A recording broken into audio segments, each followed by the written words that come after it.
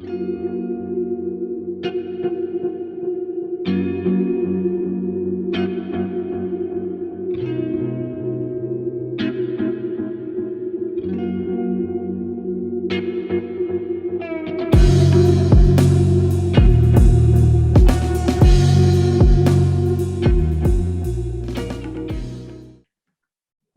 tardes a todos y a todas. Bienvenidos, bienvenidas sean a este espacio de Praxis TV, programa de la Escuela de Filosofía de la Universidad Nacional de Costa Rica, y esta iniciativa que hemos denominado Camino 2022, conversaciones sobre el proceso electoral costarricense. En ocasiones anteriores hemos ya conversado con algunas personas candidatas a la presidencia de la República, y en esta ocasión vamos a conversar también con dos personas que proponen su nombre para integrar la nueva Asamblea Legislativa. En este caso, conversamos con Jonathan Acuña Soto, candidato del Frente Amplio por la provincia de Heredia. ¿Cómo estás, Jonathan? Muy buenas tardes, Esteban, Priscila, y a todas las personas que nos estén viendo o nos vayan a ver luego. Muy buenas tardes y muchas gracias por el espacio para conversar. Bueno, muchas gracias a vos por aceptar la invitación. Y también, bueno, ya como mencionaba Jonathan, Priscila Vinda Salazar, también candidata del Frente Amplio, pero ella por la provincia de Alajuela. ¿Cómo estás, Priscila? Súper bien, muchísimas gracias por el espacio y buenas tardes a Esteban, a Jonah y a las personas que nos están siguiendo en la página de Facebook. Perfecto. Bueno, y a todas las personas que nos vayan a ver posteriormente, sabemos que estas horas de la tarde alguna gente está trabajando, están otras cosas, y más adelante se sentará a verlo. Por ahí ya hay alguna gente que ha escrito que desde temprano que se va a conectar, y bueno, ahí esperemos sus comentarios, sus preguntas también en la página de la transmisión. Bueno, antes de nada empezar, ¿verdad? Como de costumbre, esto es un espacio que hemos construido desde la Escuela de Filosofía para conversar con todas las personas que acepten nuestra invitación, candidatos a la presidencia, candidatos a diputaciones. Entonces, de nuevo, les agradecemos muchísimo que estén participando hoy, la anuencia para participar en este tipo de espacios y este tipo de diálogos.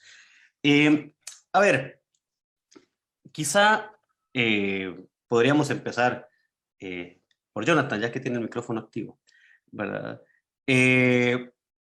Jonathan, y la misma pregunta para Priscila también, ¿no? El panorama electoral que vivimos, ¿verdad? Bueno, es bastante singular en medio del COVID, una crisis económica complicada previa al COVID. No podemos querer culpar al COVID de todo, ¿no? Y la anterior Asamblea Legislativa, yo creo que a todo el país le ha generado una serie de cuestionamientos por su accionar, por el tipo de discusiones que se han sometido, etcétera. ¿Qué tipo de propuestas o qué propuestas lideran la agenda del Frente Amplio en materia legislativa, ¿verdad? ¿Hacia dónde ven la urgencia, ¿verdad?, a la cual hay que apuntar las propuestas? Sí, pues coincido con su lectura en dos sentidos. En primer lugar, respecto a la grave crisis, y que esa grave crisis que hemos estado atravesando corresponde a una especie de suma a una situación previa, ¿verdad? Ya teníamos una crisis socioeconómica con unos niveles de desempleo altísimos, y lo que vino a hacer el 2020 fue a sentarse sobre eso, no a crear una situación nueva, sino a multiplicarla, a ampliarla, hacerla más profunda.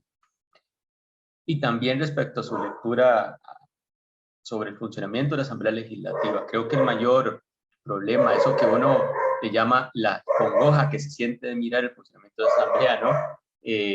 Corresponde más que a la diversidad ideológica que naturalmente existe en un Congreso.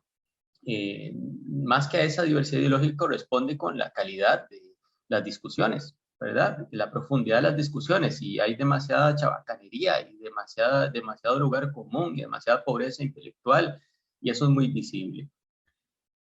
Y al mismo tiempo, También hay un trabajo visible del que nos sentimos muy orgullosas y orgullosos en el Frente Amplio, y es que tenemos a una diputación con la capacidad de ser, siendo la fracción más pequeña, el diputado con más cantidad de proyectos de ley presentados, con más leyes individuales presentadas, convertidas en ley de la República, con una incidencia en control político muy visible.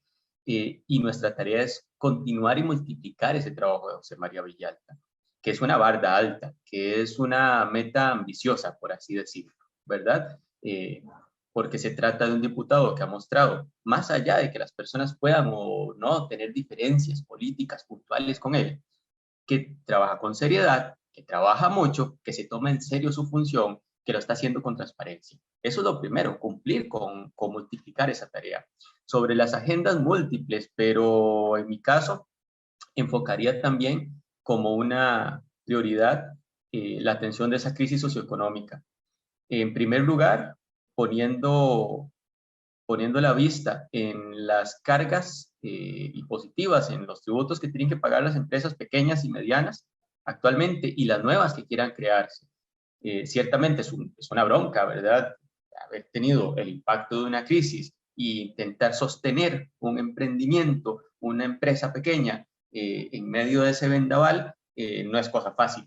Y entonces una de las propuestas concretas que llevamos es la de exonerar, al menos por un periodo, en el impuesto sobre utilidades a todas esas empresas pequeñas, las que están en régimen simplificado, que tienen ingresos de menos de 5 millones al año, utilidades de menos de 5 millones al año, exonerarlas por un periodo para darles un aire y al mismo tiempo aumentar las exoneraciones existentes para pymes nuevas, darles ese chance de respirar mientras las cosas vuelven a su curso normal.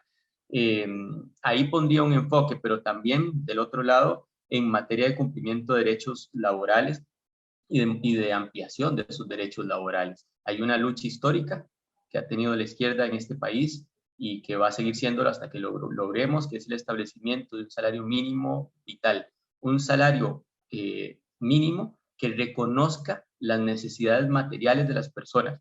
Hoy existe la posibilidad de que una persona trabaje 48 horas a la semana, le estén pagando el salario de ley, el salario mínimo minimorum, el menor de los salarios mínimos, le están cumpliendo con lo que la ley dice y aún así que se encuentre en condición de pobreza.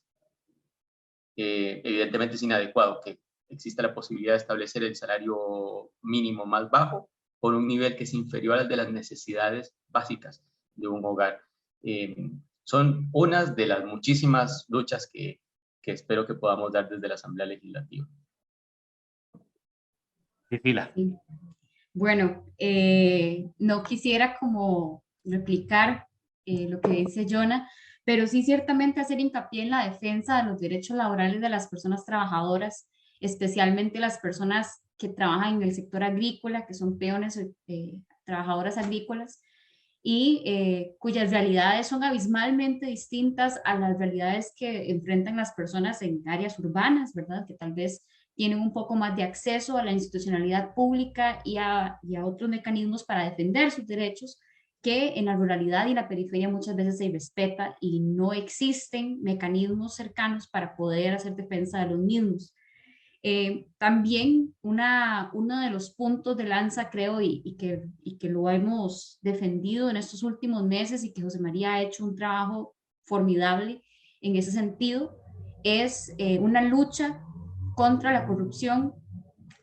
No basta solamente hablar en campaña de un partido que sea, que busque transparentar las finanzas públicas, que busque transparentar el erario público, sino que tenemos que darlo, o también pues acompañarlo con la acción y con los ejemplos desde el partido. El Frente Amplio ha sido el único partido casi, ¿verdad?, que ha tenido algún puesto de representación en este momento, que no ha tenido ningún tipo de falta en el manejo de sus finanzas, y eso también nos sentimos súper orgullosas y orgullosos. También creo que, bueno, también eso es algo que yo desde lo personal lo tomo como algo que voy a defender y que voy a llevar como uno de mis puntos principales, y es llevar una defensa de los diversos espacios como es la salud, la educación y el empleo con un enfoque de género. las mujeres, especialmente las mujeres jóvenes, somos quienes tenemos más dificultad para introducirnos al mercado laboral en este momento. Y pues también, y por último, y acá cierro, también es primordial hablar de defender la vida digna y dentro de este enfoque hablar sobre el acceso a la vivienda, ¿verdad? Que muchísimas personas en este país no tienen acceso a vivienda en este momento, que no pueden acceder a compra de vivienda barata, ¿verdad? Y que cada vez más, de hecho, y yo soy una persona de 28 años, y es un chiste, o sea, es un chiste entre mis amistades, entre mis personas, entre las personas que son de mi generación, hablar de que nuestros papás, ¿verdad? Cuando se casaron o cuando nosotros nacimos, buscar una casa o comprar una casa era un tema que se daba por sentado, ¿verdad? Era simplemente como un paso que usted daba en su vida adulta y se acabó. En este momento, usted hace una compra, o sea, se compró la freidora de aire y ya, o sea, es un meme, ¿verdad? No me voy a recuperar de esta compra nunca. Y es eso, digamos, es un poco atándolo a lo que decía Jonathan. Ya fuera de chiste y ya más en concreto, es hablar sobre estos ingresos dignos y cómo garantizamos, cómo podemos buscar que las nuevas generaciones también tengan acceso a estas herramientas, como lo es tener vivienda, algo tan básico. Muy bien. Bueno, ahí hay una serie de elementos que mencionan. Por ejemplo, Jonathan hace referencia a un punto preocupante, sumamente preocupante en este país. Estamos entre los 10 países más desiguales del mundo. Entonces, el hecho de que una persona, aún cumpliendo con el salario mínimo, tenga en esos niveles de pobreza, es una cuestión sumamente preocupante. En materia de desigualdad, además de la agenda que ya se trabaja como partido con miras a la presidencia, ¿qué aspectos, qué elementos van construyendo ustedes desde la propuesta? Y ustedes me refiero también como equipo, llamémosle equipo legislativo, ¿no? De todas las personas que se están proponiendo, me gusta en este caso conversando con ustedes dos en esta materia, porque es una materia muy delicada en este momento y que la gente está sumamente preocupada y que además, vamos con otro punto también, se ataca a ciertos sectores, hablemos de sector público específicamente, como responsables de este crecimiento de la desigualdad.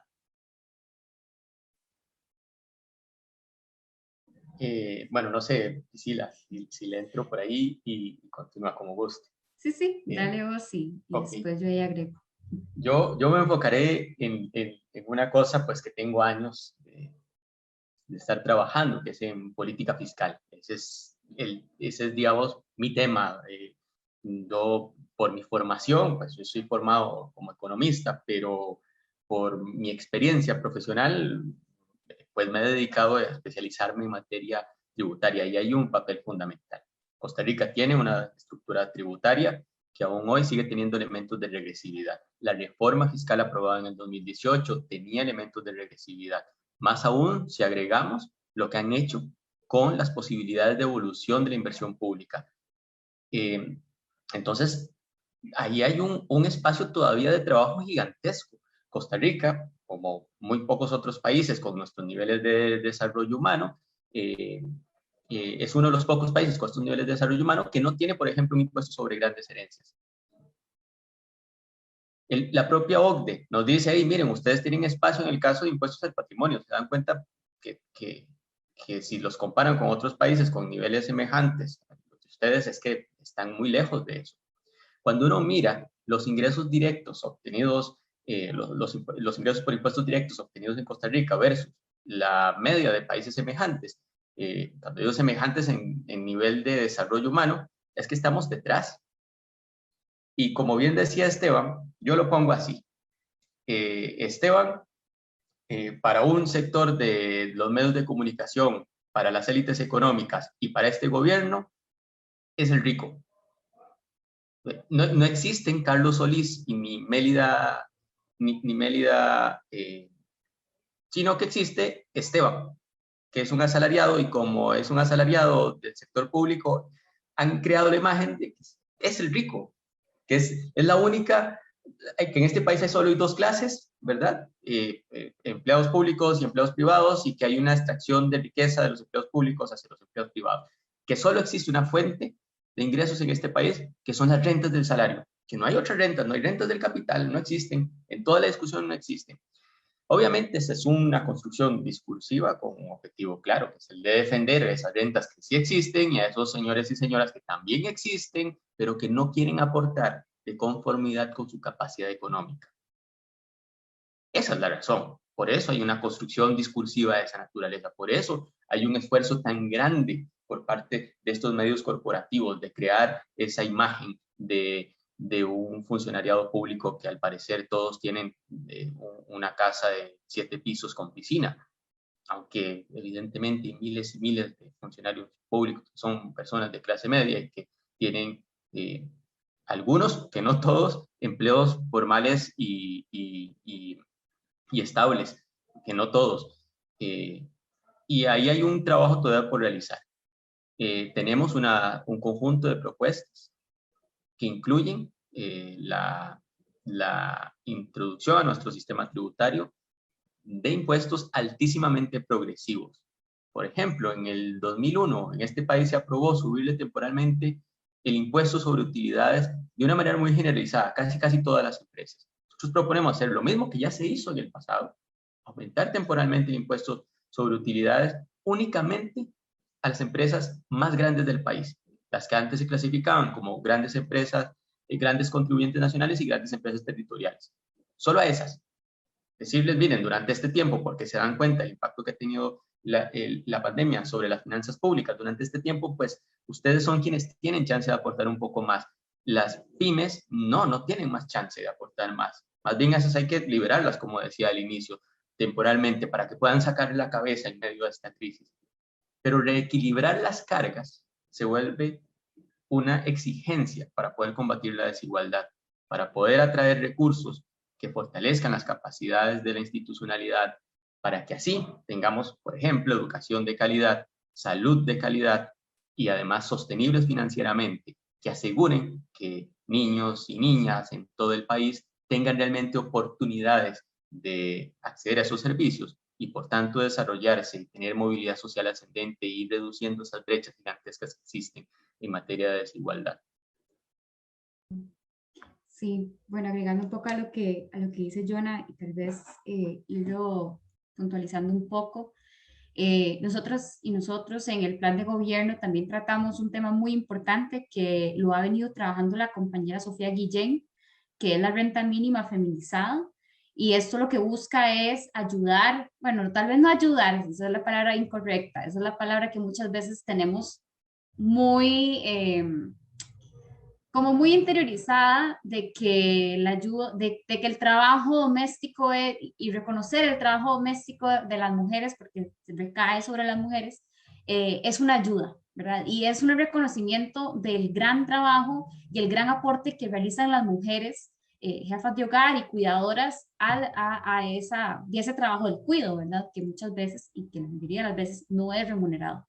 Esta renta mínima feminizada lo que busca es dar un reconocimiento de este trabajo a las mujeres en condiciones de pobreza extrema, que están por debajo de la línea de la pobreza, y poder, poder unificar esfuerzos para reconocer estos esfuerzos de mujeres. Muchas veces cuando se habla de una renta mínima, ¿verdad? Y de personas que están por debajo de la línea de la pobreza, sale este discurso que también manejamos muchísimas veces de manera más colectiva, de que es que las personas quieren vivir mantenidas o las personas quieren vivir del Estado y no hacer nada. Pero en diversos ejemplos, y eso lo hemos hablado también con Sofía, de cómo en otros países, por ejemplo en el estado de California, ha ayudado más bien a las mujeres a tener una capacidad de movilización económica, tener un poco más de capacidad para poder optar por otras opciones. Entonces, si yo tengo un ingreso mínimo para poder garantizar el cuidado de mis hijos e hijas y poder ir a buscar empleo, entonces eso ya cambia las opciones que yo tengo a la mano. O si puedo utilizar este ingreso para poder terminar, poder tener un técnico o poder terminar la secundaria y poder optar por otras opciones, ¿verdad? Porque muchas veces estamos hablando, y es el tema que quería ir, cuando hablamos de las personas que están por debajo de la línea de la pobreza y que ensancha inmensamente la desigualdad en este país, que Jonathan hablaba un poco acerca de ese extremo que es inmensamente rico, que muchas veces pensamos acá que todos somos iguales y igualiticos, igualiticas, y no, hay personas que tienen grandes riquezas y que evaden y eluden impuestos a montones. Hay personas pasando hambre y viviendo en desnutrición que no tuvieron opción de terminar la escuela, que no saben leer y escribir, que que no han terminado el bachillerato, y en este momento un bachillerato es básicamente de colegio, es básicamente necesario para cualquier puesto que usted vaya a buscar. Y si no tiene estas condiciones mínimas, pues probablemente le vulneren sus derechos laborales porque no me sirve, ¿verdad? Yo quiero una persona con un bachillerato de colegio, pero si usted no tiene el bachillerato de colegio, entonces le voy a pagar por debajo del mínimo, no lo voy a asegurar. Pasa mucho también con las señoras, por ejemplo, que, que cuidan o que limpian en las casas, ¿verdad? Que limpian en diversas casas, no se ponen de acuerdo para asegurar a la señora no tiene vacaciones, no tiene aguinaldo, no tiene nada, ¿verdad? Entonces están en condiciones sumamente precarias laborales y, ¿verdad? Y no hay realmente como mucha herramienta, vamos a lo mismo que tocaba antes, hay mucho abandono a esas personas que están como en esas periferias sociales también, de buscar ayuda o de defenderse porque básicamente es un método de subsistir. Y por último, yo sí quería hacer hincapié en esto que dice Jonathan, de cómo se genera este antagonismo entre persona de empleada pública y persona del sector privado, ¿verdad? Y de cómo se cree que hay que bajarle el piso, hay que bajarle a los empleados públicos para que la pasen igual de mal que los empleados privados. Y entonces ahí es donde uno se pregunta, pero entonces, ¿verdad? Queremos vivir bien, queremos que todos y todas podamos vivir bien, que podamos tener vida digna, y eso no se logra bajándole el piso a las personas que lo están logrando para equiparar y que todos estemos mal, ¿verdad? Mi mamá dice, mal de muchos, consuelo de tontos, y a veces pareciera que eso es hacia donde estamos buscando, ¿verdad? Como hacia donde estamos yendo, buscar que todos, todas estemos mal, y tampoco esa es la idea, es equiparar más bien hacia arriba y garantizar mínimos para que todos y todas podamos tener condiciones de vida dignas. Bien, aquí hay un par de cosas que mencionan y que nos van a llevar a otro de los temas que hay por ahí que mencionar. A ver, igualar hacia abajo en un país donde el año pasado el 44% de las personas no pudieron con costos suplir sus 3 comidas diarias, sería un problema, ¿verdad? Igualar hacia abajo implicaría aumentar el porcentaje de personas que no puedan suplir esa cantidad de comida, o sea, al día, o sea, no puedan cumplir sus necesidades básicas. Y esto nos lleva a otro elemento, o sea, tomando en cuenta esa cantidad enorme de gente que no logra suplir sus necesidades básicas, por lo menos el año pasado no lo logró. ¿Qué hacer? Y qué hacer desde una bancada del Frente Amplio, que más adelante vamos a hablar de esto, pero bueno, los números indican que podría haber una cantidad importante de representantes de su partido en la Asamblea Legislativa. ¿Qué hacer frente a una regla fiscal que viene a recortar programas sociales y además, ¿verdad?, frente a iniciativas que están presentes en diversos programas de gobierno, dependiendo quién gane, que son igual de recortistas, y tenemos una propuesta como la que estaba hace unas semanas en pasillos legislativos, ¿verdad?, de recortar un monto enorme al Ministerio de Educación, afectando comedores escolares. Y estamos hablando del porcentaje de población que no logra suplir su alimentación diaria. O sea, esto es un problema que se relaciona entre todos los puntos. ¿Qué hacer frente a iniciativas de este tipo? Recortismos absolutos y una regla fiscal.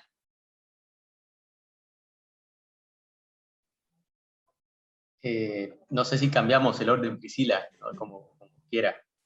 Sí, bueno, si quiere Dale, dale. puedo entrarle un poquito yo ahí. Bueno, yo creo que no es un secreto que nosotros y nosotras desde el partido siempre estuvimos muy críticos y críticas de la regla fiscal.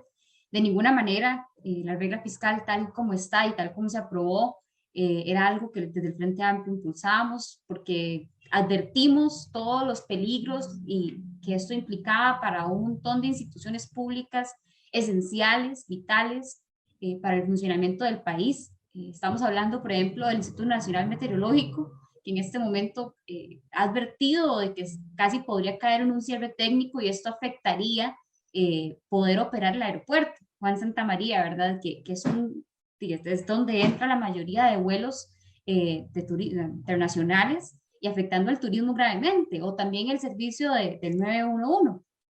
Entonces, pues sí, desde entrada es importante decir que nosotros y nosotras no estamos conformes con cómo está la regla fiscal. Hay grandes subsanaciones que se pueden hacer y que buscaríamos impulsar de cierta manera y hacerle frente a los recortes que hay actualmente. Yo creo que, bueno, ahí es importante resaltar lo que usted mencionaba ahorita al principio de acerca de esta Asamblea Legislativa y cómo se ha comportado.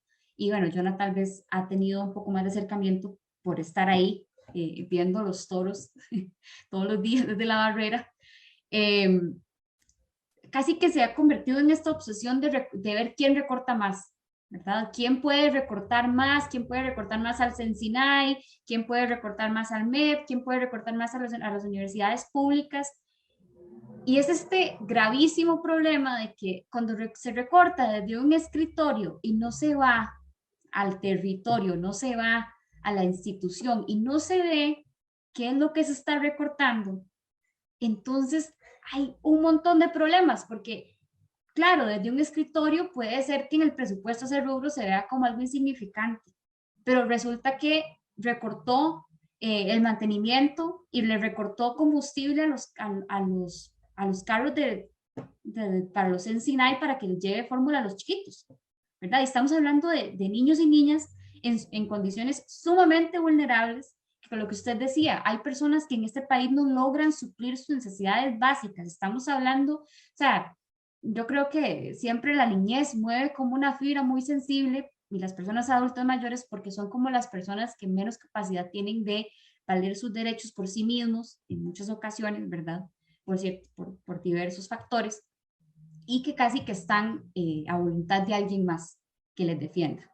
Y estamos hablando, entonces, en este caso, de niños y niñas cuyos alimentos y cuya salud están siendo recortadas. Y después escuchamos un discurso ¿verdad? De la niñez, de la importancia, de la educación, pero bueno, ¿verdad?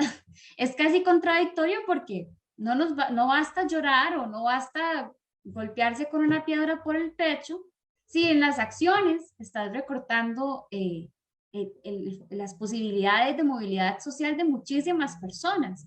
Digamos, yo sé que, bueno, también Jonah, y lo digo y le doy la palabra a Jonah, yo soy hija orgullosísima de la educación pública. Fui becada toda la U y me acuerdo cuando yo iba a salir del cole que una señora me preguntó como, usted debería buscar en las universidades privadas porque ¿qué pasa si no entra?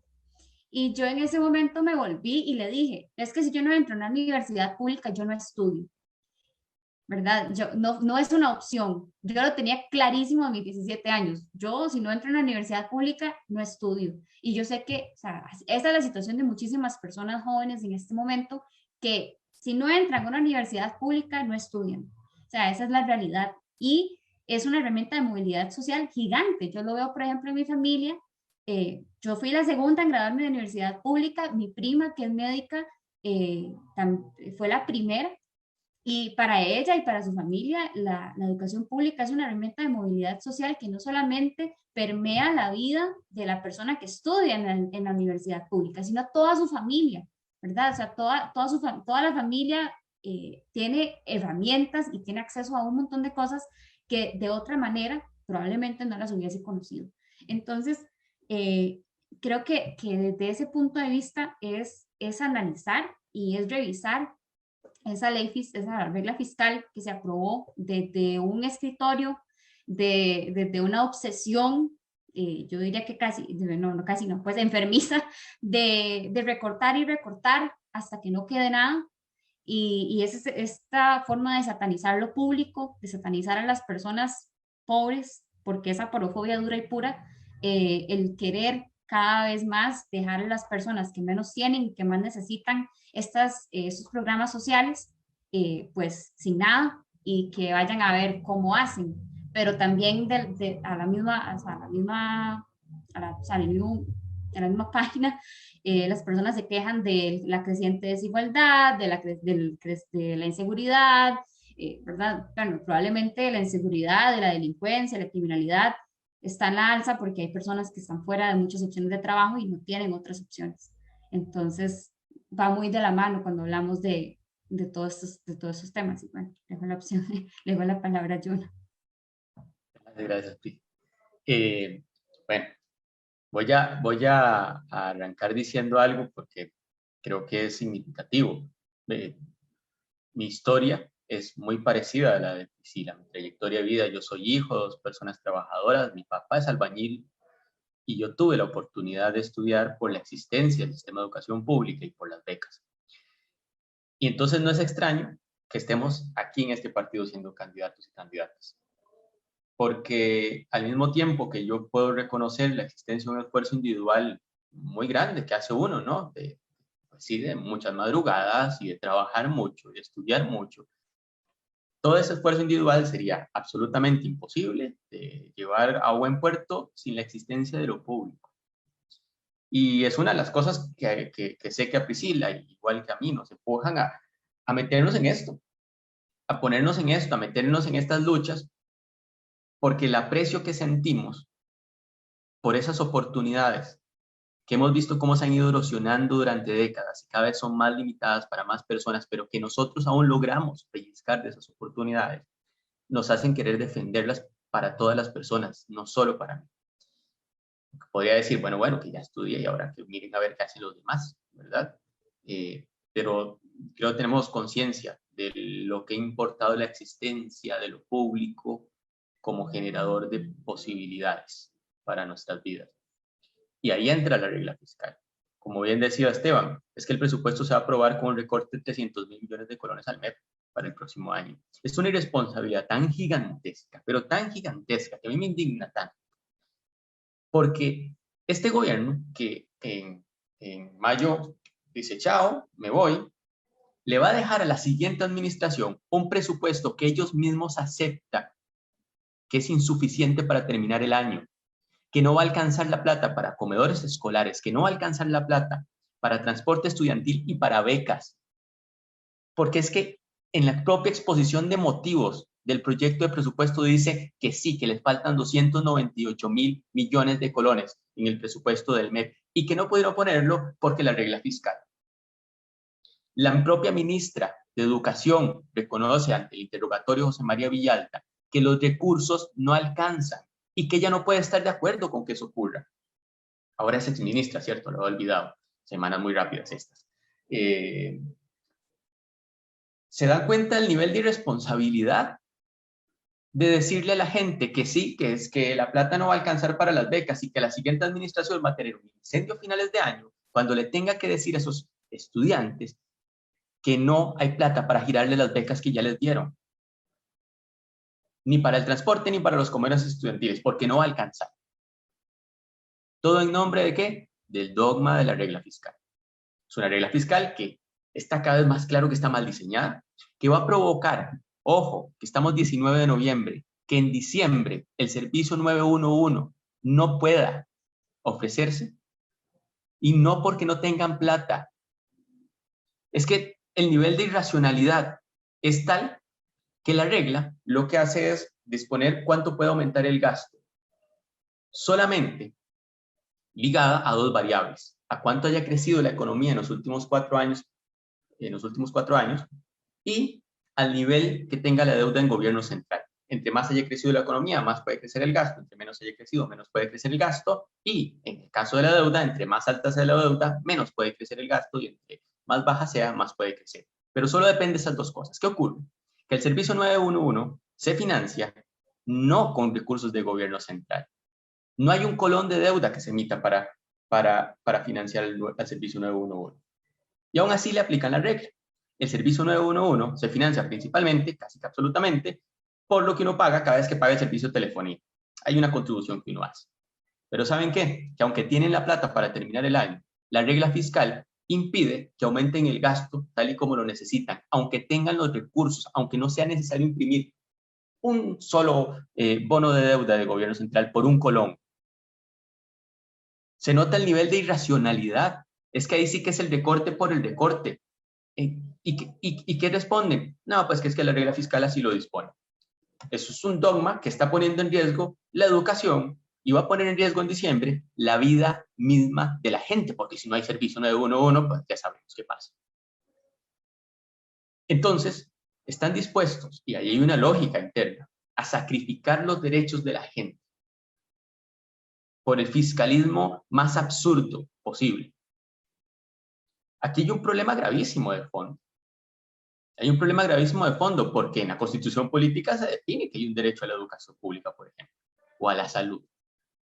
Y una regla fiscal que impusieron y que tiene además problemas de diseño tan graves, podría provocar que se violenten esos derechos. Está provocando ya que se violenten esos derechos.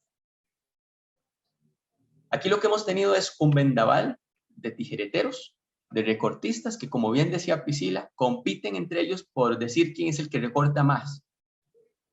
Han llegado a unos niveles absurdos, ridículos. Es que el año pasado, para la discusión del presupuesto 2021, se pusieron de acuerdo todas las fracciones, excepto el Frente Amplio. Todas. Ese es el nivel de hegemonía que tienen. Todas las fracciones, menos el Frente Amplio. Para aplicar unos recortes que literalmente hicieron en un escritorio. Yo sé hacer mociones al presupuesto. Eso es parte de mi trabajo. Pero una cosa es que yo pueda técnicamente montar la contabilidad de una moción, equilibrarla, etcétera, que tenga los códigos correctos. Y sí, que yo puedo poner ahí que recorten lo que a mí se me ocurra, aquí sentado en mi computadora, sin tener la más mínima idea de los efectos concretos, reales, sobre los servicios para la gente. Fue tanto el nivel de estupidez que alcanzaron que en enero mismo tuvieron que revertir parte de los recortes porque estaban afectando al Tribunal Supremo de Elecciones y eso iba a impedir que pudiésemos llevar adelante el proceso electoral. ¿Se entiende? ¿Se entiende el nivel de irracionalidad? Que entonces, porque claro, yo sé hacer mociones, entonces me puedo sentar acá, la arreglo, listo, están los numeritos equilibrados, pero yo no tengo la más mínima idea de qué significa, por ejemplo, la partida de papelería si no me doy a la tarea de llamar al Sistema Nacional de Bibliotecas para preguntarles, miren, esta partida que es que veo que está creciendo, ¿de qué se trata? ¿Qué impacto tiene esto? Y les cuento ese ejemplo porque años más atrás, yo llevo muchos años viendo muchos presupuestos y envejeciendo con ellos. Hace muchos años le habían pegado también un tijeretazo a una partida que se llamaba papelería y el Ministerio de Cultura y pues aplausitos porque recortamos cosas. Y era papelería, ¿qué importaba la papelería? ¿Para qué tanto en papelería? Pues en papelería están los recursos para la compra de libros del Sistema Nacional de Bibliotecas. Y que digamos que ahí como me imagino que se habrán dado cuenta que estaban tocando una labor fundamental de la institución. ¿Ya? Luego también le recortaron a Sensinais porque decían, no, pero es que son solo servicios, acá no estamos tocando nada, miren que no estamos tocando salarios, miren que no estamos tocando nada, son solo los servicios básicos, que es que están gastando mucho en electricidad, en agua. ¿Sabe qué nos dijo el Sensinai? Pues claro, con lo que nos dejaron, sí, que tenemos a la gente para atender a los niños y niñas, a oscuras y sin agua. ¿Por qué? Porque de nuevo pusieron a alguien que podrá saber hacer mociones en la parte técnica, pero que no tiene idea de cuáles son los efectos de los recortes. En medio de esa carrera, por mostrar quién es el más bravo pegando recortes, han provocado estas barbaridades y siguen provocándolas. Y es que a nosotros llegan todas las semanas al despacho instituciones a contarnos los efectos que está teniendo la regla sobre su funcionamiento. Y ya cierro con esto, porque sí decir que hay una situación paradójica en términos electorales. Eso pues, lo tenemos bien claro. Lo que pega en términos electorales es decir que usted es el que va a recortar más. Eso es una irresponsabilidad absoluta, pero pega, ¿verdad? Se ve guapo, se ve bien. Pero al mismo tiempo, la ciudadanía en el momento en el que tiene efectos concretos el recorte, tiene la capacidad de indignarse y reclamar por esos efectos. Porque es que lo hemos visto, porque es que este año pusieron incompletos los recursos para las becas de postsecundaria y se movieron los muchachos y las muchachas a reclamar por los recursos de esas becas. Se los tuvieron que devolver después de que salieron a reclamar. Eso no debería pasar, ¿no? Ningún estudiante debería estar dedicándole tiempo a velar para que le presupuesten la plata de su beca, sino a estudiar y listo. Pero bueno, sí, cuando se hace concreto el efecto, la ciudadanía encuentra una fuente de indignación. Y por eso es un tema complicado, porque lo más agradable es decir que vengan los recortes, entre más mejor, que bueno, recorten, sin decirle a la gente en qué en preciso, porque el momento en que se convierte en algo concreto afecta a sectores, y cuando afecta a sectores ya no suena tan bonito el discurso. Esa es la situación paradójica en la que nos encontramos. Un paréntesis de un minuto. Antes de seguir hablando de las propuestas, porque tenemos claro entonces que la postura de ustedes es llegar a una asamblea legislativa a hacer frente a este tipo de iniciativas que pueden continuar. Si nos vamos ahorita, ¿qué posibilidad real hay de revertir un poco esos efectos de la regla fiscal? Por ejemplo, para que en diciembre, cuando algún amigo o amiga que se abuse de su celebración choque, no tenga problemas el 911 para atenderlo. Ahí, bueno, voy a decir en corto plazo que lo que he visto en la asamblea es que están lloviendo parchecitos, Esteban, porque se dan cuenta de los efectos reales. Entonces, nosotros ya, de hecho, tenemos desde el Frente Amplio presentado un proyecto para el caso del 911, para excluirlo de la regla fiscal.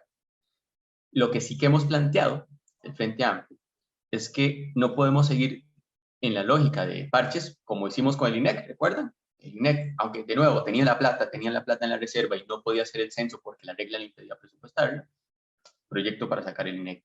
Lo mismo va a ocurrir con Hapdeva, ya esta semana hay especial de trámite, la próxima semana se aprobará otro, que es para una plata de Hapdeva que puedan usarla. Ahora tenemos lo del 911, está presentado el proyecto. Yo cada vez noto más posibilidades de encontrar una solución. Lo que me preocupa en este momento, Esteban, en preciso, es que, aunque lo hemos planteado desde el Frente Amplio, la lógica sigue siendo la de parchecitos, como, bueno, ahora tenemos la bronquilla esta con el 911, arreglemos esta, y entonces luego surgirá una con el SINAC, arreglamos esta, sin realizar la transformación de vida del diseño mismo de la regla.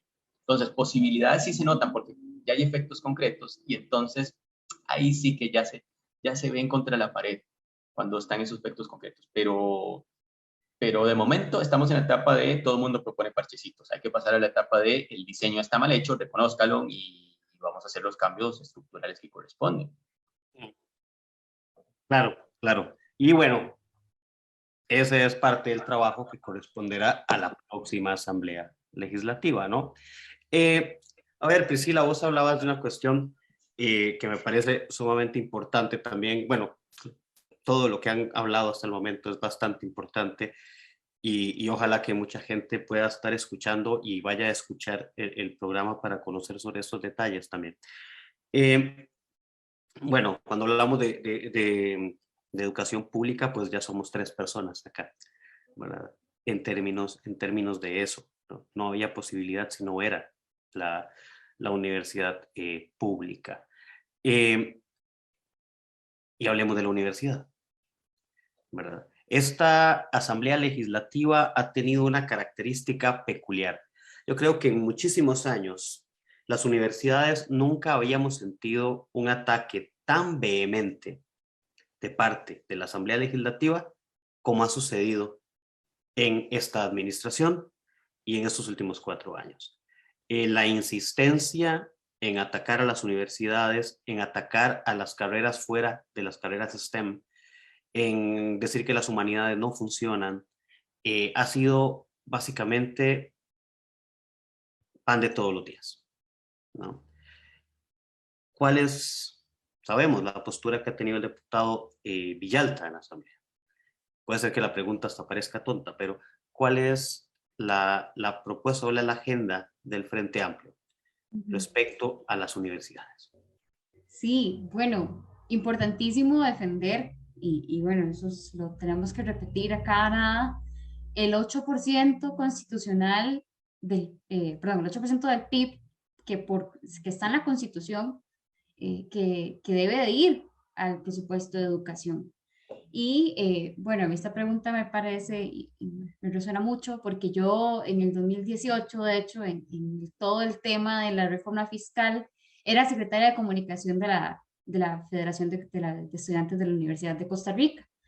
Y digamos, desde que yo, bueno, casi que desde que entré, me involucré en el movimiento estudiantil y desde el 2014 hasta que salí ya de la U, estuve súper activa en distintos espacios y eh, no solamente como estudiante, sino como politóloga lo he podido ver de toda la movilidad social, no solamente, como les decía ahorita, que tiene sobre la persona estudiante o la familia de esa persona estudiante, sino sobre todas las personas que se ven indirectamente beneficiadas de las universidades públicas. Estamos hablando de los centros de investigación, estamos hablando de programas de acción social, estamos hablando de extensión docente, estamos hablando de programas culturales que tienen las universidades públicas, absolutamente todas, que tienen ese vínculo directo con las comunidades, ¿verdad? Que muchas veces no se visibilizan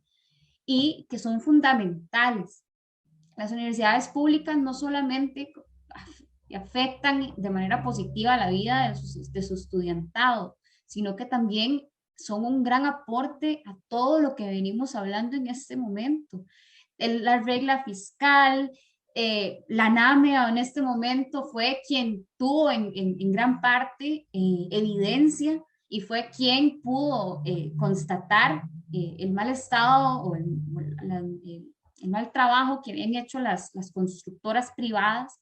Entonces realmente son aliadas en esa Costa Rica más justa, en esa Costa Rica más transparente y que hay que visibilizarlo como se pueda, ¿verdad? Eso me enorgullece muchísimo y creo que inclusive desde ahí fue que yo llegué en gran parte al Frente Amplio, esa apertura y ese trabajo que se tiene constantemente con las personas de las universidades públicas, el reconocimiento tan importante y fundamental que tienen las universidades hacia las comunidades, todo el trabajo comunitario, todo el trabajo de extensión docente, como decía ahorita, es invaluable realmente, o sea, y lo digo como alguien que, digamos, yo a la universidad pública siempre lo digo, le agradezco con mi vida y de gran medida por eso estamos acá. Le agradezco todos los impactos y todas las veces que yo pude ver y constatar cómo fuera de ese campus universitario en San Pedro de Montes de Oca, personas que trabajaban en el campo, personas que recibían atención de salud, personas que se veían beneficiadas por algún programa de extensión, llegaban y nos contaban cómo la universidad pública afectaba sus vidas de una manera súper positiva, cómo les había ayudado a mejorar un cultivo, cómo les había ayudado a salir adelante. Es que esas son las cosas donde muchas veces no se visibiliza todo lo que es la universidad pública. Es muchísimo más allá que los 3 profesores que tal vez tengan un salario, ¿verdad?, de 7, 9 millones. Ese no es el grueso de la universidad pública, eso no es el grueso de los empleados públicos, ese no es el problema. O sea, las universidades públicas más bien están ahí para ayudar a que la sociedad pues pueda movilizarse y tenga esa movilización ascendente a otras oportunidades. Y yo creo que, bueno, obviamente es una lucha cuesta arriba, es tener que alzar la voz y llevar la lucha conjunta, no solamente desde una eventual curul, sino también desde la lucha que se puede gestionar con las personas en las universidades y en las calles. Pero es visibilizar todo ese impacto social, no solamente desde una persona que es egresada de una universidad pública, pero de todas esas personas que no han tenido la oportunidad, que no tuvieron la oportunidad de estudiar, de acceder a educación superior, que pagan impuestos, pero que también se ven beneficiadas directamente de la universidad pública. Gracias, Priscila. Jonathan, no sé si quieres agregar algo a esto. Sí, sí, tal vez nada más dos detalles. Que comparto evidentemente con Priscila el posicionamiento, que además, como en muchos otros temas, pues, del Frente Amplio habla lo que hemos hecho. No tenemos que prometerles que vamos a proteger la educación pública superior porque es que hemos estado ahí. Cuando fueron las manifestaciones hace nada, porque de nuevo querían meterle tijera a la inversión en educación pública superior, pues como yo soy de acá de Heredia, pues me recuerdo que estuve con la gente allí acompañándoles y en algunas charlas, etcétera. Pues digamos, eh, ya está ahí nuestro compromiso revelado. Pero sí señalar que es el colmo, que básicamente el compromiso es respetar lo que dice la Constitución política.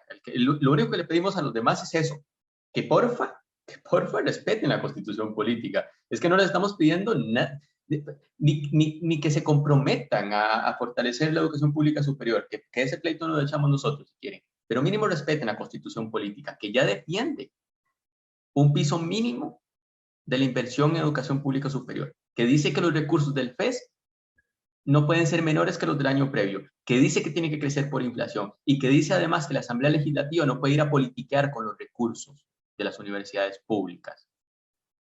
Es que ya lo dice la Constitución. Entonces, casi que el colmo, la verdad, de como pedirle a las más fuerzas políticas, justo a quienes nos suelen satanizar porque supuestamente pondremos en riesgo la democracia, bla, bla, bla.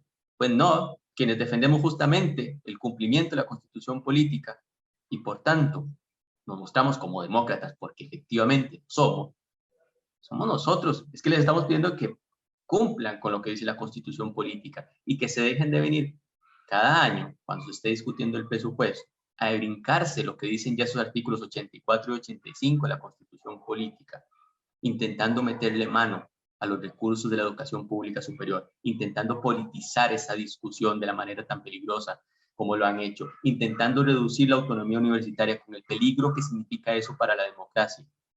Entonces, más allá de los mitos, quienes estamos justamente del lado de la defensa de la Constitución política hemos sido nosotras y nosotros. Y nada más agrego un tema más que me parece de mucho interés, que bien señalaba además Esteban. Bueno, aparte que miramos el ridículo de informe que hicieron sobre el PES, ¿recuerdan? Lo destruimos en 15 minutos, era ridículo, ¿verdad? Más allá de eso, la lógica interna esta de santificar la inversión en educación técnica es muy grave, porque yo coincido en que efectivamente a mí me encantan las renovaciones tecnológicas que ha construido la humanidad, me parece que pueden beneficiar y realmente han beneficiado también en parte a muchísimas personas. Bienvenido sea eso.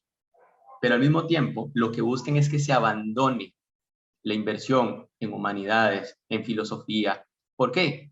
Porque no quieren que exista posibilidades de que se reproduzcan espacios donde se le enseña a las personas a dudar antes de actuar, a dudar para actuar. Porque les encanta vivir un mundo donde no hayan dudas, ¿verdad? Yo creo que hay como dos tipos de políticos muy claros. Unos que yo me cuento en esos, que dudamos. Yo prefiero dudar antes y dudo en mis posturas y paso revisando si mi postura está bien sustentada para poder actuar. Y los que solo actúan, que no dudan nunca, que van de frente siempre porque tienen unos intereses claritos, pues que la billetera les sirve de brújula. ¿Qué prefieren ante la existencia de ese tipo de formas de hacer política? Que no hayan chances alguno para que la sociedad encuentre posibilidades de dudar, de simple y llanamente preguntarse que por qué algo es así, por qué algo funciona así. Y por eso la cruzada fundamental que tienen contra las humanidades, contra el pensamiento crítico, eso lo habíamos dicho muy claro, que en el fondo es eso lo que está, que en el fondo es eso lo que les molesta, porque para ser anticiencia y fundamentalista sobra el pensamiento crítico, sobra la filosofía y sobra dudar. Gracias, Jonathan. Y sí, ¿no? O sea, desde la universidad, desde nuestras carreras, desde nuestra escuela, tratamos precisamente de generar eso, ¿verdad? Esos espacios que tratamos de abrir acá a cualquier postura, a cualquier persona que acepte la invitación que les hacemos, es precisamente esa, ¿verdad? La de poder dialogar y poder, a ver, dudar es trascendental en muchas de estas cosas.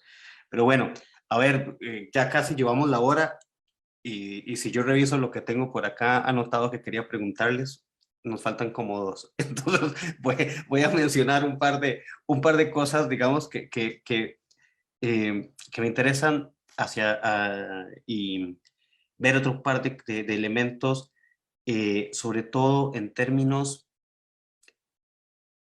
de las provincias hacia las que representan, ¿no? No podríamos conversar con una candidata, un candidato a diputados sin poder dirigirnos y hablar específicamente hacia esos problemas de las provincias que les eligen, ¿no? Que también es un detalle importante. Pero bueno, una pregunta antes de meternos hacia ese lado y tratar de ir cerrando. Hay una discusión o unas propuestas que han andado dando vuelta y es la forma en que son electos y electas las diputados o los diputados. ¿Cuál es la posición de ustedes particular? Porque uno escucha a muchas personas que jamás estarían a favor de una elección directa de diputados. Los intereses no lo permiten y jamás permitirían que se muestren a favor. Pero ¿cuál es la posición respecto a eso que ustedes tienen, verdad? Porque mucha gente lo está discutiendo. Si damos vuelta por redes sociales, si damos una vuelta por el mercado, cuando se habla de la Asamblea Legislativa, de los diputados y las diputadas, lo que mucha gente le molesta es que realmente un gran porcentaje de personas que están ahí no fueron realmente electas directamente por la población. Sí, bueno, un poco, bueno, este tema creo que va muy vinculado al proyecto de ley que estuvo presentado, que era el de Poder Ciudadano ya, ¿verdad? Que no solamente buscaba aumentar la cantidad de diputaciones que tendríamos, sino la forma en que íbamos a elegir a dichas diputaciones. Yo creo que es un tema que se las trae, definitivamente, porque, por ejemplo, el proyecto que estaba planteado de Poder Ciudadano ya no solamente ponía en peligro todo el surgimiento de cacicazgos a nivel local, ¿verdad? Sino que también no había una forma de garantizar esa paridad de género. Ciertamente, en cuanto más participativo pueda ser un proceso, entre más directo pueda ser, pues es mejor. O sea, lo que Jonah decía ahorita es súper cierto. A veces nos dicen un montón de cosas, de que somos los que estamos atentando en contra de la democracia. A veces pareciera como que más bien somos ahí el que estamos haciendo la fuercita para que no se caiga todo encima y volvamos a tiempos casi que feudales. Pero no es solamente abrir por abrir o aumentar por aumentar. Hay que hablar de cómo se realizan estas elecciones, de cómo garantizaríamos cuotas de paridad de género. Y también acá, si lo vamos a hacer, hay que hacerlo bien y hablar de otras minorías que han sido históricamente excluidas. Por ejemplo, las personas indígenas, personas afrodescendientes, personas sexualmente diversas, que por lo general están excluidas y no tienen esa representación formal dentro del espacio legislativo.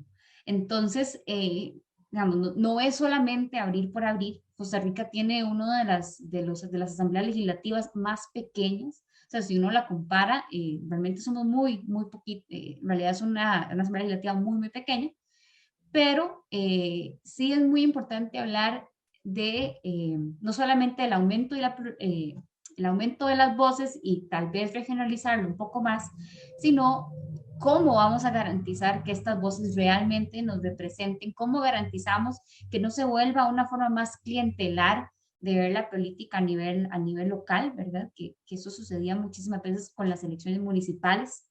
Entonces, sí, definitivamente tenemos que evaluar este aspecto y ver cómo se podría mejorar, cómo podríamos garantizar una mayor pluralidad, pero ojo, ¿verdad? No solamente el aumentar por aumentar, sino garantizando esas paridades tan urgentes que yo diría que realmente urgen en este momento, y que esta Asamblea Legislativa lastimosamente ha sido un claro ejemplo de eso, de la falta de representatividad que existe en la Asamblea Legislativa, de muchas voces que son acalladas, no solamente en las periferias geográficas, sino también sociales.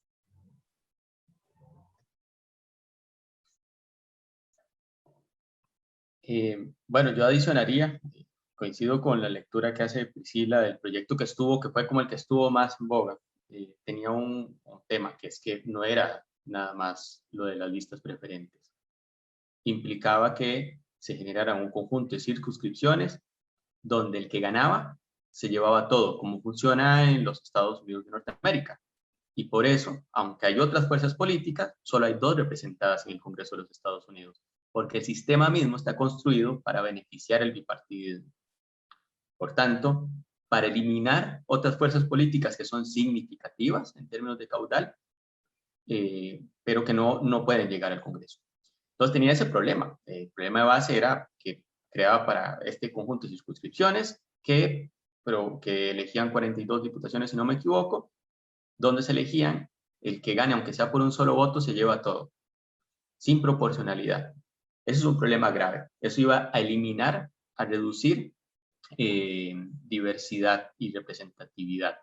Ahora bien, ciertamente una posibilidad, y hay un proyecto de ley para poder discutir eso, presentado por María Villalta, que es únicamente para el voto preferente, eso sí, respetando la paridad, ¿verdad? Que pueda elegir la ciudadanía si el señor o la señora que va en primer lugar, pero sabe que es de su preferencia dentro de la lista, por ejemplo, el Frente Amplio, pero asegurándose, eso sí, que a la hora de realizar la distribución se haga respetando la paridad.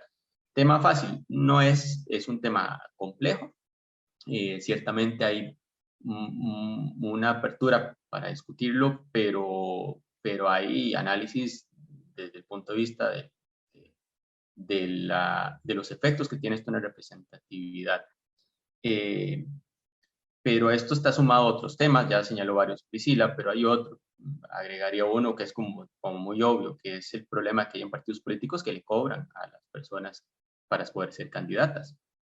A Priscila y a mí, pues, es que no nos han cobrado, porque si no, pues, yo no sé Priscila, pero yo no sería candidato porque no me habría podido apuntar. Creo que Priscila tampoco. No, definitivamente no. No. Y ese es un problema. Entonces, gente como Priscila, como yo, que por ejemplo vamos iniciando nuestras vidas profesionales, la mía un poquito más larga, estoy un poco más viejo, pero no tendríamos oportunidad alguna. Es una manera de cerrar las puertas directamente a la diversidad, porque entonces personas que no tenemos mucha plata no podríamos participar. Y que ahí hay un problema de entrada. Ahí hay un problema de entrada. Y pues nuestra postura sí es esa, que hay una apertura a discutir, esa era mi postura, a discutir con base intento en ese proyecto que está sobre las listas preferentes, pero asegurando la paridad, pero sí meter el gol de crear este sistema de circunscripciones que va a generar cacicazgos y que va a eliminar la diversidad política existente para que quede repartido entre quien gana, aunque sea por un solo voto, me parecería un error. Bien, sí, eso es como para hacer un programa de los que hacemos de praxis de la escuela, solo para hablar sobre esta propuesta, y que es bastante interesante, la forma de solventarlo y cómo hacerlo. Tal vez para el otro año podamos abrir un hueco en agenda, ¿no? Pero bueno, hay otro elemento acá que quisiera, podamos referirnos rápidamente, antes de hablar sobre las provincias en concreto, un ratito por lo menos.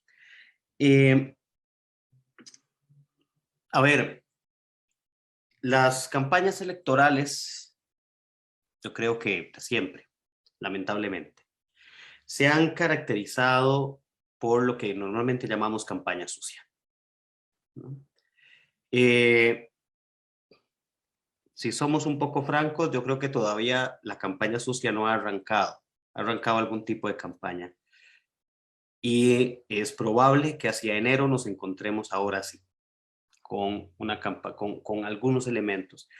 A ver, yo esperaría equivocarme, yo esperaría encontrar una campaña electoral centrada en propuestas completamente y que me digan después mentiroso porque somos íntegros, ¿no? Pero tengo mis dudas severas respecto a ello.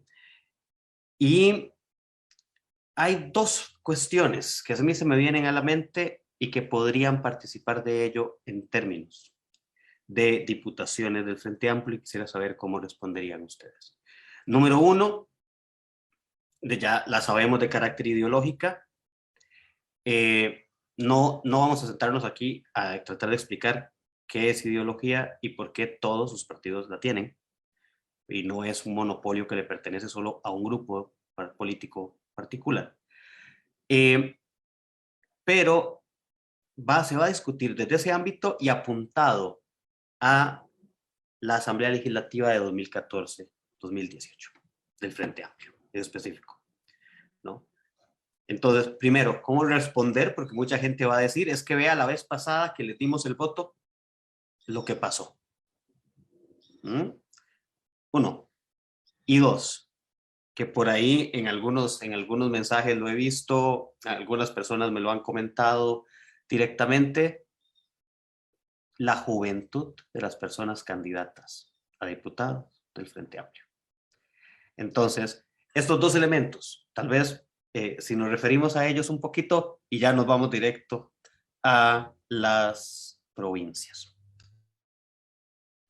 Bueno, si quieres, inicio yo. Intento ser breve. El primer punto, en cuanto a temas ideológicos, como bien señalaba Esteban, y como yo lo decía ahorita antes de iniciar, yo tampoco creo que la campaña social haya empezado todavía. Está ahí como calentando, pero no ha empezado, porque viene con artillería fuerte. Una lo sabe, uno lo esperaba, inclusive cuando ya se mete a esto, sabe lo que viene, ¿verdad? Eh, ¿Qué responder acerca de las diputaciones de 2014-2018?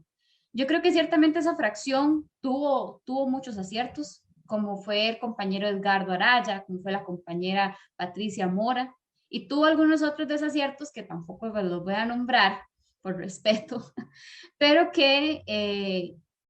era, bueno, yo se lo digo así, yo ingresé al Frente Amplio en el 2003 y le puedo decir con conocimiento de causa que el partido al que yo ingresé y el partido en el que estoy ahorita es completamente distinto. Eh, ¿Por qué? Porque hemos pasado varias experiencias, digamos, haciendo hincapié en esa experiencia legislativa sobre todo, en algunos fallos y en algunas, tal vez, algunos elementos que no contemplamos en ese momento como partido y que tal vez de cierta manera un poco ingenua no previmos lo que se nos venía con nueve curules, ¿verdad? Y las personas que iban a estar en estos puestos. Ahora, ¿qué lecciones tenemos de esa experiencia? Ciertamente el buscar que las personas que nos representan y las personas que pues hoy estamos representando al partido seamos personas que hayamos probado y que hayamos estado ahí en las buenas y en las malas, pero también que tengamos un verdadero compromiso ético e ideológico con los principios del partido, que también pues en este lapso que ha transcurrido desde 2014 que tuvimos este boom hasta el momento de hoy, pues también hayamos profesado y digamos, bueno, complementado con nuestras acciones todos los principios ideológicos que nos definen como Frente Amplista, ¿verdad? Y conforme con lo que nos dicen de la edad, yo creo que eso es algo que es muy recurrente. Yo, como le decía ahorita, tengo 28 años por dicha, porque eso no es desdicha, me veo menor de lo que soy y siempre me pasa la jugada de ese tema, ¿verdad? Entonces, y más porque soy mujer, entonces me minimizan, me infantilizan y muchas personas pueden creer que no estoy capacitada o que no estoy lista o que no he visto suficiente para asumir un puesto de diputación. Yo no creo que eso sea el caso. Creo que más bien personas jóvenes en la política es lo que se necesita, porque no estamos maleadas con estas mañas que tienen personas como Rodrigo Arias, lo voy a decir con nombres y apellidos, que sí tienen muchísimos años, mucha trayectoria en esa política rancia, en esa forma de hacer política deshonesta, desleal, que no combate ideas. A mí me encantaría debatir propuestas y que no me digan únicamente, ah, es que usted es chavista. ¿Por qué no? No es el caso. Hemos sido un partido crítico, se han tenido desaciertos, eso es completamente cierto, como lo ha tenido cualquier otro partido político que en este momento tenga trayectoria y no sea completamente nuevo para estas elecciones, probablemente, y esos también tienen desaciertos. Pero lo importante es que hemos aprendido. Si hay personas que nos achacan lo del 2014, pues también tenemos muchas caras nuevas, muchos rostros nuevos, ideas nuevas y personas jóvenes, críticas, preparadas, profesionales, que hemos visto cómo nos han desmantelado el Estado Social de Derecho, cómo las políticas neoliberales nos han afectado las oportunidades que tenemos hoy y como yo decía al principio, cómo el mundo, cómo nuestras vidas y nuestro entorno ha cambiado tan drásticamente que pasamos de que, por ejemplo, mis papás se fueron a Estados Unidos a trabajar 2 años, llegaron a Costa Rica, construyeron una casa y de ahí fueron empezando y moviéndose y ahí comenzó a moverse la cosa. Mis papás que no terminaron el colegio, ¿verdad? Y como yo en este momento, con educación universitaria, sacando una maestría, ni siquiera puedo optar por comprarme un juego de sala. Porque como les decía, como el meme, no me recupero de esa compra, nunca. Entonces, es eso, digamos, muchas veces nos ven como ese coco, como esas personas radicalísimas, y no, realmente si yo me voy para atrás y pienso en el cole, en mi educación cívica, yo me identifico como demócrata, como decía yo hace ratito. Eso es lo que somos, defendemos el Estado social y defendemos las oportunidades. Yo creo que más bien tener personas jóvenes encabezando papeletas es una gran ventaja y es una gran oportunidad para este país y para las personas jóvenes que quieren ver un cambio y que quieren hacer las cosas diferentes.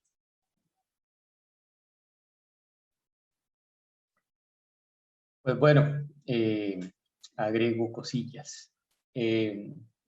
Sobre lo ocurrido entre 2014 y 2018. Sin duda se cometieron errores. Es más, yo siendo asesor no era asesor directamente de ninguno de los diputados, era asesor de la jefatura de fracción.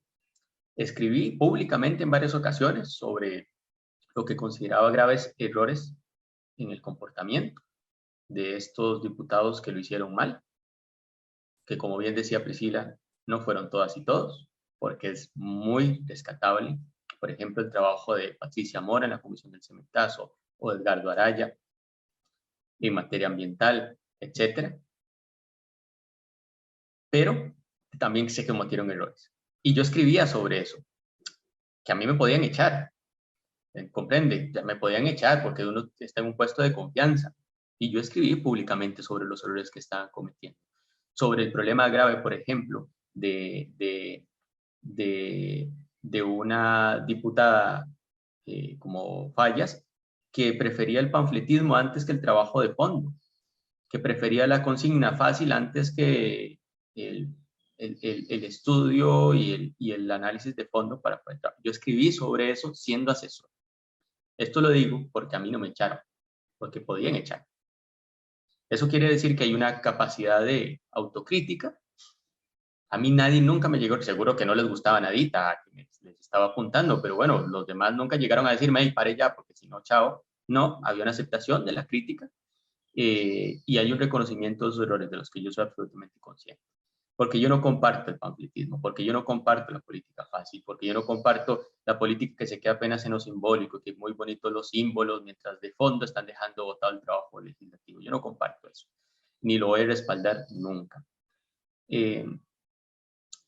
Sobre los mitos que vendrán, pues sí, yo coincido, esto apenas está iniciando. Yo ahora estaba mirando en la mañana lo interesados que están ya unos muchachos y muchachas de la derecha más a la derecha por apuntar hacia el Frente Amplio, que lo que me hace pensar es que si si están apuntando hacia el Frente Amplio con la campañita de miedo de siempre, es porque ya abandonaron cualquier intención de ganar, porque es que ellos no pueden, digamos, el electorado que potencialmente votaría por ellos indudablemente no es el nuestro. Sin lugar a dudas, digamos, hay como demasiada distancia y están tan enfocados en nosotros que me imagino que es que ya dieron por perdida la pelea del lado de ellos, pues se dedicarán a la campañita del miedo y ya uno sabe que viene eso, cómo responder a eso, pues recordándole a la gente lo que hemos hecho, lo que ha sido la izquierda en este país, la izquierda de la que venimos, nosotras y nosotros. Fue la izquierda que se sentó y construyó acuerdos en el siglo XX y nos sentimos orgullosas y orgullosos porque por eso también existe un capítulo de las garantías sociales en la Constitución Política y un código de trabajo. ¿Por qué? Porque hemos participado en las vías democráticas siempre. Por eso estamos en este proceso. Porque somos quienes hemos defendido la Constitución Política, como decía antes. Entonces, yo sé que se viene la campaña de miedo y yo sé que tiene mucho pegue porque mientras yo explico todo esto, pues soltaron 3 memes con seguro de fotos mías con una boina roja o qué sé yo y todas estas tonterías. Pero también confío en la inteligencia de la ciudadanía que tiene que estar cansada de esa porquería. Es que ya son muchos años de memorando del miedo. Y creo que la gente cada vez más se va dando cuenta que no tiene sentido alguno que mientras acá tenemos situaciones tan graves, nos quieran llevar la discusión a otros países. Qué sé yo, de lo que haya ocurrido el día. O sea, es que entiéndolo en términos estrictamente prácticos. ¿Cómo podría estar yo enterado de lo que haya ocurrido ayer en 3 países? Mira, cuando estoy aterrado con lo que está ocurriendo hoy, estoy, ¿verdad?, metido en la política nacional. Y bueno, toda la tontería y vendrán las mentiras de que quién nos financia, bla, bla, bla, bla, bla. Bien. Vendrá, hay que enfrentarlo, creo que con inteligencia también, mostrándole a la ciudadanía que lo que quieren es desviar la atención para no discutir por el fondo. Por otro lado, sobre la edad, bueno, yo no estoy tan joven como Priscila, ya quisiera, y yo creo que tampoco me veo tan joven. Yo tengo 32 años, pero quería decir algo, y lo aporto lo de Priscila. Pues Priscila puede tener 28 años, pero Priscila lleva años participando en política, años participando en debates, tiene producción académica, estuvo en el movimiento estudiantil, sabe lo que es hacer política en la práctica, lo que es juntarse con otras personas. Y en mi caso igual, yo tengo años ya de experiencia de estar en movimientos sociales, en el movimiento estudiantil, de estar pues, en la Asamblea Legislativa, tengo 8 años de trabajo. Yo sé cómo funciona la Asamblea Legislativa desde dentro. Tengo a cuestas años de estar participando en foros. No es que, porque pasa mucho esto, ¿no? Y de un diputado o una diputada que llegó, que nadie nunca le ha escuchado decir nada, hasta el día que le tocó hablar una vez en plenario. No se sabe cuáles son sus ideas, no se sabe si se posiciona de una o de otra manera sobre estos temas. Pues Priscila y yo y mis compañeros y compañeras candidatas llevamos años de estar expuestos a esto, participando en conversatorios, debates y foros, que es que está ahí. Así que si un día nos torcemos, pues nos traen el video y nos lo plantan en la cara de que estamos sosteniendo posturas contradictorias ahora.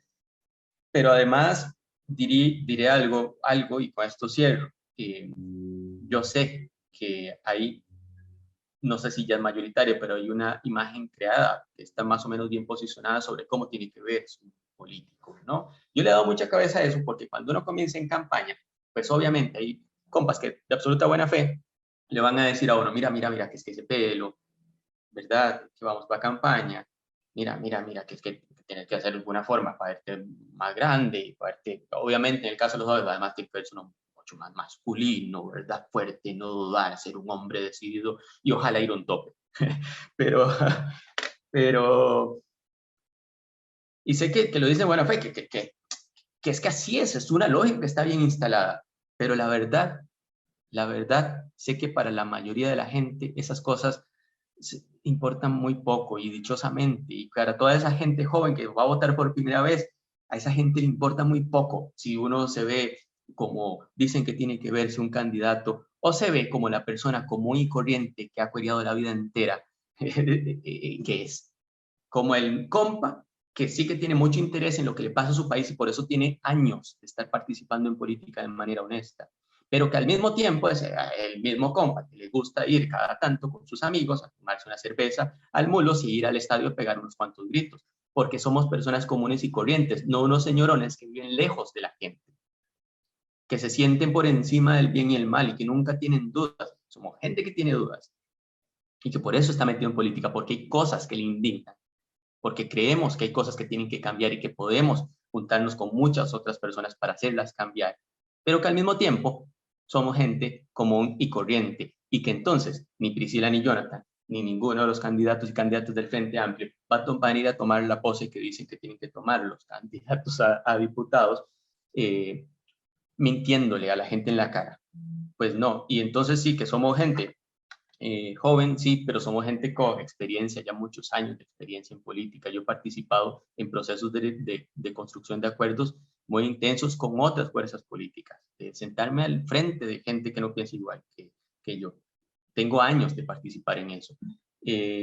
Y esa experiencia está sumada a que somos eso, gente joven y gente común y corriente y que también camina y anda por lugares por donde andamos los demás, que no estamos separados de esas realidades y que la Asamblea Legislativa más bien tendría que llenarse de gente que no esté tan desconectada como parecen hoy muchos y muchas estar desconectados de las vivencias de la gente. Bien, muy bien, Jonathan. Sí, a ver, en otros momentos, en este mismo espacio, o en el otro espacio que tenemos de Praxis TV, hace unas semanas hablando con Gustavo Jacobo Román, también del Tribunal Supremo de Elecciones, un poco sobre el tema de la campaña, precisamente hablábamos y mencionábamos esto. Esperamos, a ver, yo creo firmemente que el grueso del electorado no es gente tonta. Y la campaña sucia está diseñada por gente que piensa que el electorado es gente tonta. Y esperaría, y esto no es un tema de decirlo desde la posición que podamos asumir acá, dirigiéndonos a una tendencia política específica, sino es lo que esperamos de todas las tendencias políticas. Como academia que somos, como ciudadanos, ciudadanas que somos, como electores o electoras que somos, no simple y sencillamente, ¿verdad? A partir de esa inclinación política que podamos tener o no.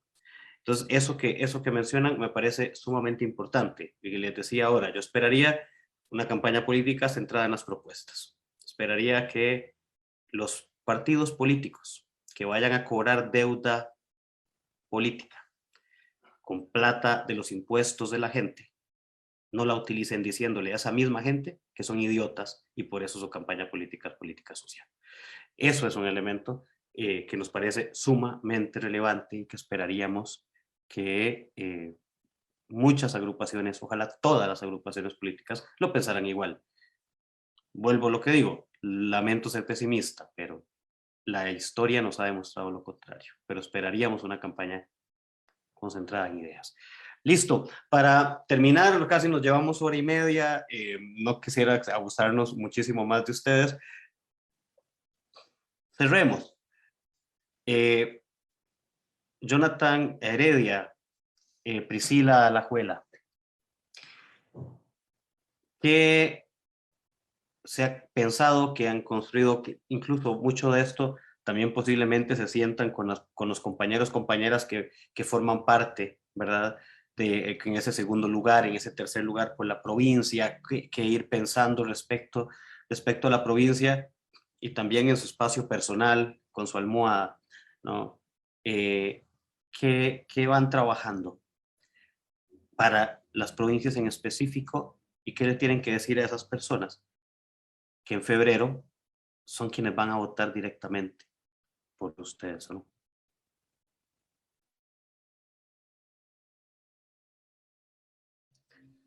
Cualquiera de los dos. Nos quedamos esperando de manera incómoda. Bueno, sí, hay además una comprensión de parte nuestra, de parte de Frente Amplio, que cuando seamos diputados y diputadas, nuestra tarea es tener un pie puesto muy en serio en la Asamblea Legislativa. Un pie que va a ser estudioso, que va a continuar ese trabajo del que nos sentimos orgullosos y orgullosos, de incidencia dentro del proceso legislativo. Y al mismo tiempo, como ha sido siempre, tener el otro pie muy bien puesto en las comunidades. muy bien puesto en las organizaciones sociales. Porque si no, es bastante fácil creer que todo lo que importa pasa dentro de la mole de cemento esta, que es nuestra Asamblea Legislativa, y sentirse aislados, aisladas de las ideas, de las indignaciones de la gente fuera.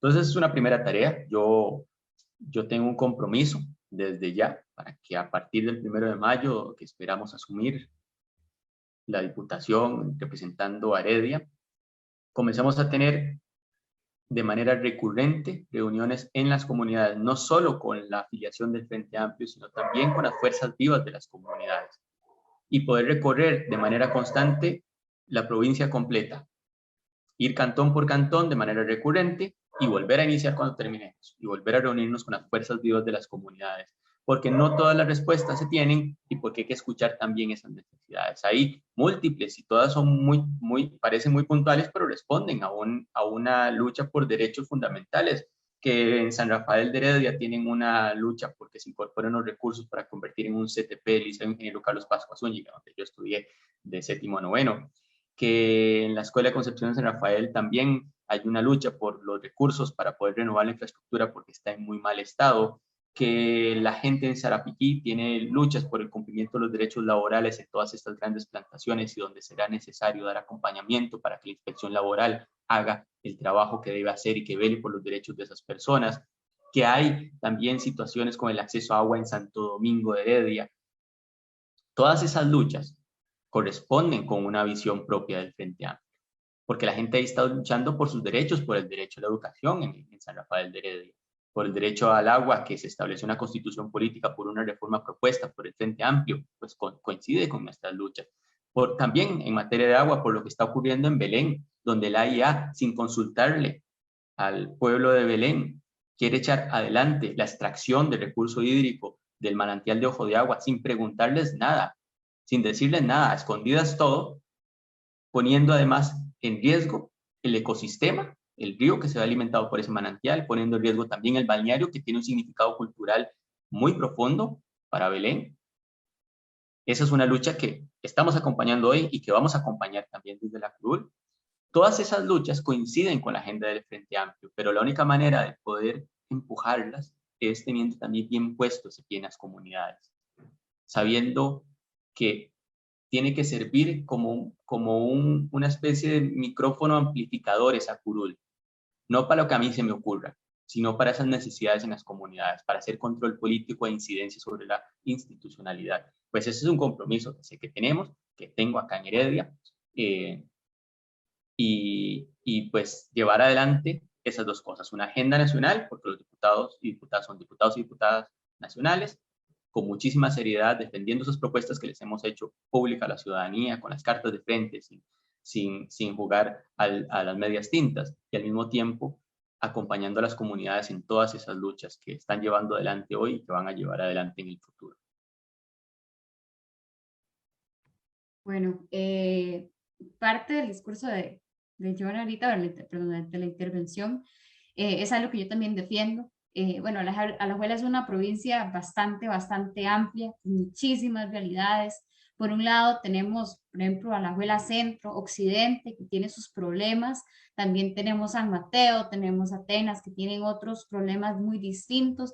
Entonces estamos hablando de zona norte, de San Carlos, Los Chiles, todo el tema de la zona fronteriza, el monocultivo, la falta de oportunidades para las personas que son agricultoras de poder llevar a cabo sus propias actividades y no convertirse en un peón agrícola dentro de una piñera.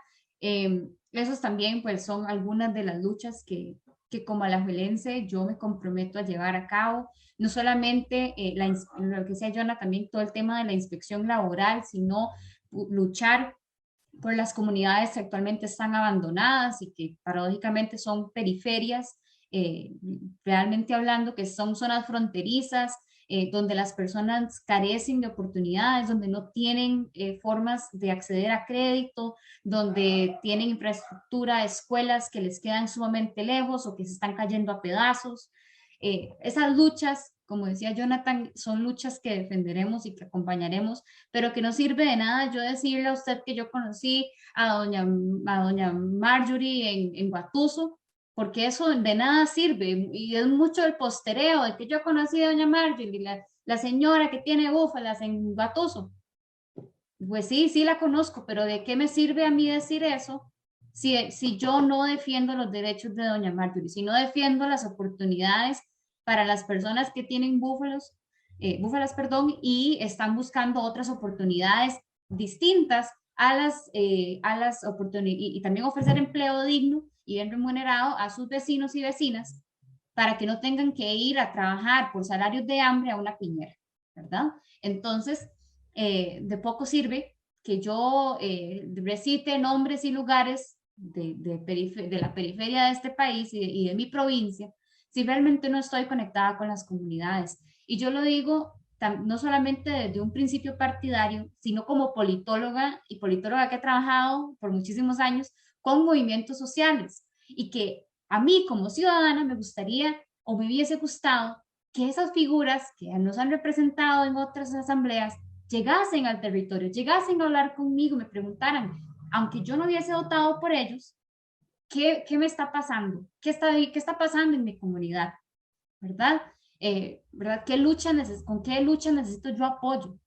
¿Está el INDER presente en las fincas agrícolas, en las parcelitas de mi comunidad, de mi barrio?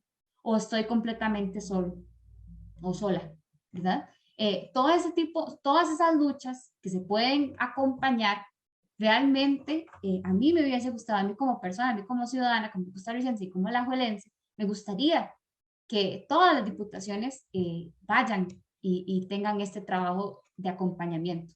Y es curioso porque mi mamá siempre, en las últimas semanas me lo reitera muchísimo, que ella siempre me dice que ella va a ser la primera persona en corregirme si yo no hago esto y si yo no trabajo por la gente.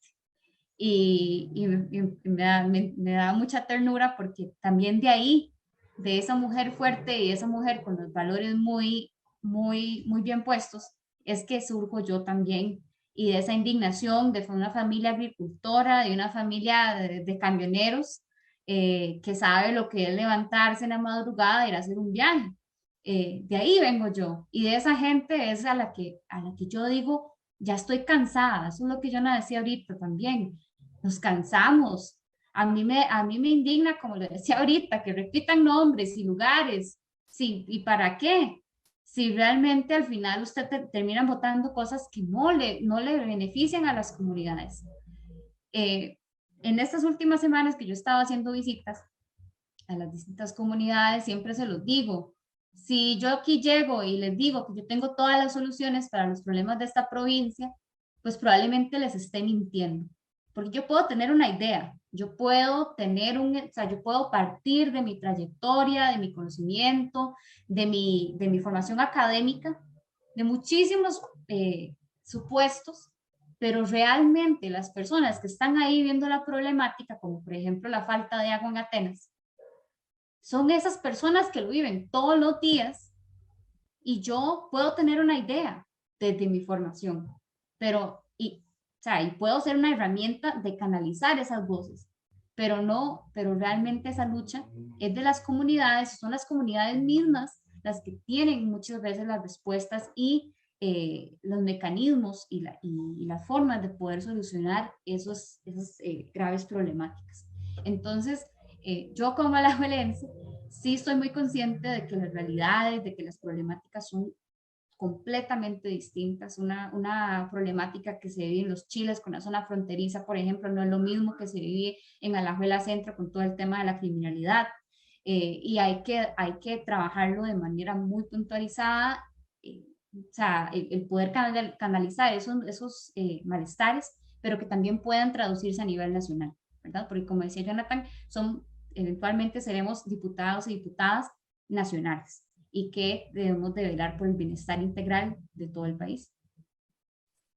Muy bien, Priscila, muy bien, Jonathan. Bueno, tenemos que ir cerrando, pero presentan cuestiones muy interesantes. Ya hablábamos hacerle frente a una elección como la que viene es un tema complicado. La sociedad adultocéntrica en la que estamos presenta y representa muchísimos retos, y esto último que señalan, que también me parece importante, los problemas y los elementos de cada una de las comunidades en abstracto no se comprenden. Entonces, la labor de las personas diputadas, diputados que queden, tiene que ser muy comprometida en cada una de estas comunidades. Muchísimas gracias por haber aceptado la invitación, por conversar un rato, por presentar un poco sus propuestas, y le agradecemos muchísimo a las personas que nos hayan observado y las que vayan a observar la entrevista más adelante. Nos llevamos como 1 hora y media conversando, pero bien, ¿verdad? Me parece que abordamos muchos elementos que me parecen bastante importantes. Muchísimas gracias, Jonathan. Muchísimas gracias, Priscila. Y esto fue Camino 2022, conversaciones sobre el proceso electoral costarricense. Una iniciativa más de Praxis TV, programa de la Escuela de Filosofía de la Universidad Nacional de Costa Rica. Hasta la próxima. Chao.